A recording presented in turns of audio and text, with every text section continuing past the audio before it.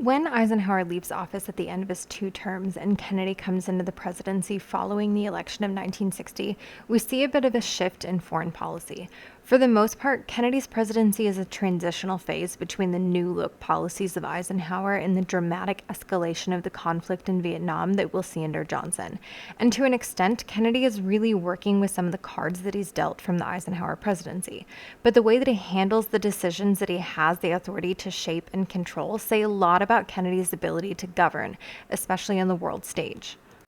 When it comes to the conflict in Vietnam, we had last left off with essentially the division of the country into North and South, with Minh in charge of the North and Diem in charge of the South. And we had more or less been responsible for Diem's placement as the leader of the South because he was Western educated and favorable to democracy. But by the time we get to the early 60s, Diem is really turning out to be a bit of a nightmare. From about 1961 to 63, the U.S. continued sending aid to South Vietnam in the form of money to help supply South Vietnamese troops and an extra 1,000 or so U.S. military advisors, totaling about 12,000 by 1962. These guys were really meant to be just advisors, though, not normal troops. That was an important distinction. The other important factor here is that they were sent over in U.S. helicopters piloted by our own people, which was a whole separate problem because if one of these got shot down, do we consider that an attack on the U.S.? You can see how this gets tricky. So anyway, in exchange for all of this, the U.S. asks Diem in South Vietnam for really not a lot in exchange. They just want him to reform his government, and by government we mean his own behavior. Why is this important? This is why. Over the relatively short time we'd spent propping up his government, Diem had become increasingly harsh towards South Vietnamese peasants, and this led to protests. The most famous of these were done by several South Vietnamese monks who self-immolated or burned themselves alive in public areas to draw attention to the cause of the peasants, because after all, monks take a vow of poverty. That's not to say that they themselves were necessarily being persecuted, as individuals at least, but they're using the means that they have to draw attention to the cause of their community in dramatic fashion. And obviously this does get people's attention all over the place, because the natural reaction to a photo like this is, why is he doing that? And so people start asking why. And when they discover why this is happening and they realize that the man he's protesting here is someone that the US is sending bazillions of dollars to of aid every year, it causes people to turn to their government and say, pardon me, what? Now, this is doubly bad for the US because one, it looks bad, although that's pretty easy to brush off, like we do that all the time with, oops, we didn't realize. But even more importantly, we have spent at least a decade and several billions of dollars on the idea that poor people fall to communism. And so of the two problems, the fact that Diem is oppressing a people who are susceptible to communist infiltration or thinking is obviously the bigger problem for the US. So in November 1963, the CIA assassinates him. Really what it came down to was that after continued aid and being told that he needed to get things together, the Kennedy administration just didn't believe that Diem could hold South Vietnam together. And with North Vietnam already communist and the idea of domino theory still very much alive, they simply couldn't risk, or at least in their minds, an unstable government. So the CIA paid Diem's generals $40,000 or so to overthrow him and promised to not step in when they did. In the Soviet Union, things are similarly escalating at a slow but not exactly overtly hostile pace. In 1961, the USSR began construction on what today we know as the Berlin Wall. Now, the Berlin Wall that we think of as this giant barrier of thick concrete that came crashing down just before I was born is really the last iteration of this structure. What happened with the Berlin Wall in reality was that the structure grew up and changed over time and looked different depending on what part of Berlin people lived in. So initially it was just sort of a fence, and then as people started cutting through that to get across, the Soviet Union added guard towers and wood to reinforce it, and then cinder blocks, just like you can see in the middle here, or maybe bricks, because honestly they were reinforcing this wall with literally the rubble left over from World War II for the most part. The first few phases of this were not planned by any means. So what ends up happening is that there comes a point where they just get a lot more organized and start putting up a lot more permanent and hefty structures, and then they totally close the border between East and West Berlin. And this is the point where we start to see people trying to scale the wall, people dangling out of apartment windows, trying to jump to the other side, apartments that would eventually be vacated just for that reason, these kinds of things. Because the people living on the Soviet side of this wall know that the second that it's closed, they're stuck there.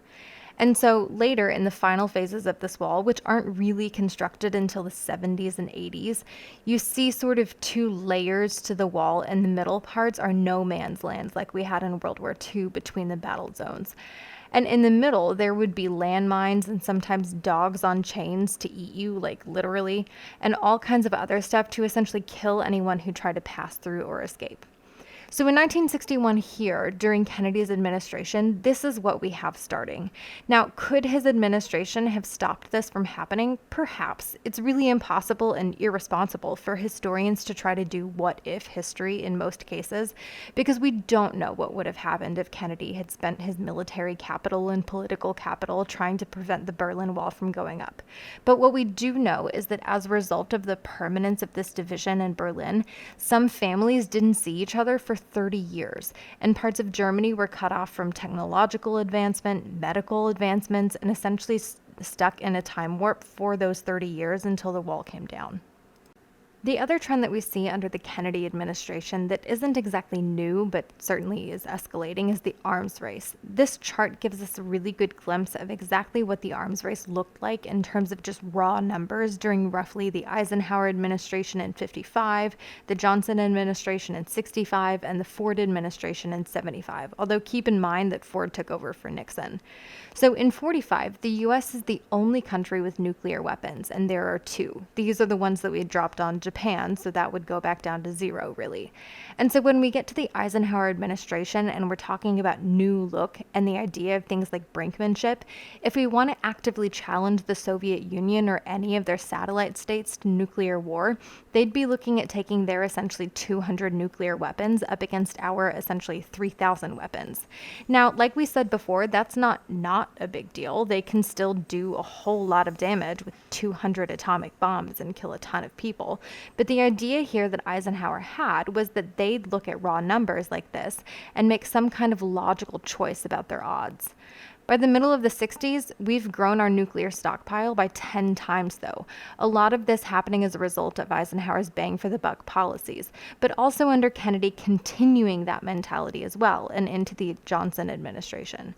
To be fair, the USSR is continuing their nuclear program as well and growing their arsenal, but it's still just not really a match for ours in terms of raw numbers. Plus, at this point, our NATO allies also have somewhat respectable arsenals of their own, although China has some here as well.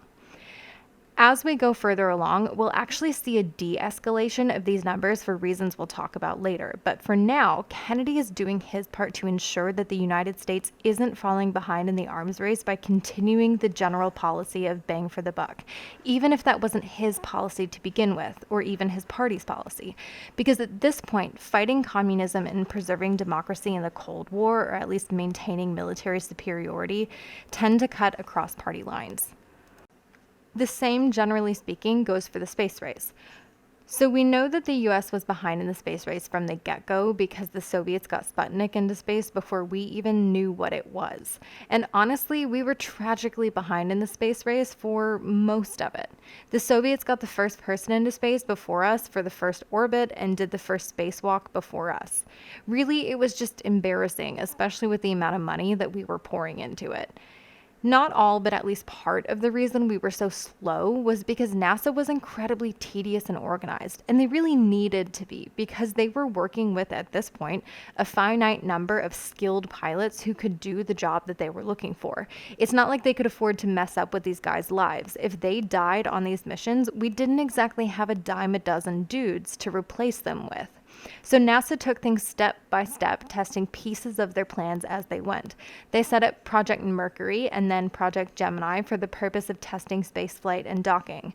John Glenn here was part of Project Mercury when he became the first American to orbit the Earth. And then once all of those components started to fit together well, they used Project Apollo to set up the actual moon landing, which you can see here. In his famous moon speech, Kennedy said that the U.S. should be able to get to the moon by the end of the decade. So landing at the end of July 1969 was a bit of a close deadline, but you know how nerds be, always procrastinating on their work. And then we have Cuba. Cuba is where we sort of comfortably move from slow escalation to downright hot mess territory when it comes to Kennedy's foreign policy. We know from our lessons on American imperialism that the U.S. doesn't, to this point, have the best relationship with Cuba on account of the whole Spanish-American War thing.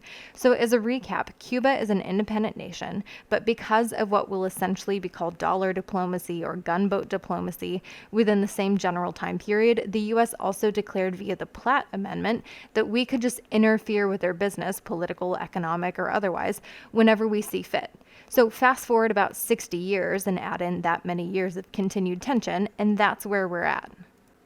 In the Kennedy administration in particular, things start to go really bad with what's referred to as the Bay of Pigs invasion. To be totally fair to Kennedy, this didn't start as his plan. He just messed it up really bad, really bad. So what happens here is that in Cuba in 1959, a young, honestly kind of good-looking, depending on the pictures, Fidel Castro overthrows the Batista government, which was the dictatorship at the time. Now, to be fair, Castro wasn't actually a communist when he took power in Cuba, but he did align himself with the Soviet Union pretty quickly after he took power. And honestly, this makes total sense because the United States are the ones who supported Batista when he was in power, even after he took power again during a coup in 52. And Cuba is right next to the US geographically. So if he's just overthrown someone who the US liked, of course he's going to go looking for another world power to support his new government. He'd be stupid not to. But in any case, Eisenhower obviously doesn't care about any of this. Castro was already left-leaning in his politics to begin with, and now that he's solidly aligned himself with the Soviets, he's got to go. So he starts working on a plan for this, but then his term in office is over. So he's like, well, have fun, Kennedy, bye. And so Kennedy comes into office with this plan that was approved by Eisenhower, which he totally had the authority to change or even get rid of entirely. Each president makes totally independent decisions as commander-in-chief, but he decides to essentially move forward with it, minor tweaks and such. So they take some people who were Cuban exiles and train them with the CIA so that they can invade the island, because you can't just send in a bunch of pasty white dudes. That's not very secretive. And then on the day of the actual invasion, literally everything that could go wrong did go wrong. Kennedy refused to send in air support, so the Cuban Air Force had total advantage of the skies, which was made even worse because our ships were totally sitting ducks in the water because they got stuck on coral reefs that intelligence officers misidentified as seaweed when they did their intel. And because our military support was either useless or non-existent, the Cuban operatives and other troops that we sent in got caught essentially immediately. And of course, at least some of them gave the entire plan away, so Castro knew exactly what happened. So not only was it super embarrassing militarily, but the US got caught trying to overthrow his government, which obviously only made tensions between our nations worse. That happened in April 1961. Fast forward to 1962, and we have a whole other mess, except this time it almost had much, much worse consequences. So obviously, after the Bay of Pigs, Castro doesn't trust us at all, and we still obviously don't trust him. So like any good neighbor, we use spy planes to check out their country for any fishy behavior. And what we find at this point is that they have missile silos, which is funny because Cuba doesn't have the ability to make their own nuclear missiles. And so we clearly understand that this means that they're cozying up further to the Soviet Union, and they are sending them missiles to put in those silos, which are sitting right off of our coast. And this is a massive problem because nuclear missiles off the coast of the United States means that they could knock out literally any city in the United States. Now, good news, they haven't actually gotten these missiles yet, so Kennedy decides that the solution to this problem is to prevent the missiles from being delivered by setting up a naval blockade around Cuba, which in his mind is pretty easy. I mean, it's an island. The issue with this plan, and what eventually happens, is that once we set our Navy out there and they come face to face with the Soviet Navy, someone will have to budge. And the entire point of a Cold War is that you never have to really put yourself in that position. So now Kennedy has the US in the position of either having to back down to the Soviet Union, essentially the opposite of brinkmanship, or make the Soviets back down to the US when they are literally carrying nuclear missiles with them. And this standoff, the US and the USSR facing off, lasted 13 days, almost 2 weeks, while everyone at home literally sat wondering if we were all going to die. It wasn't actually resolved until Bobby Kennedy, JFK's younger brother, struck a deal with the Soviet Union that they'd take all of their missiles home, and in return, we'd remove some of our missiles from Turkey right off their border. That way, everyone gets to go home without killing anybody, and everybody gets to say that they got the other side to back down. Win-win. But this is the closest that we have ever been to nuclear war. Often, Kennedy's foreign policy is consumed by the Bay of Pigs and the Cuban Missile Crisis, and in many ways, these critical decision-making moments where he failed to meet the mark are indicators of his leadership. But we also shouldn't overlook the other parts of his international leadership where he towed the line, as it were, and continued to reproduce and enforce standards in Vietnam and the Soviet Union that would create bridges from original containment policy to larger escalations and later de-escalations in those areas.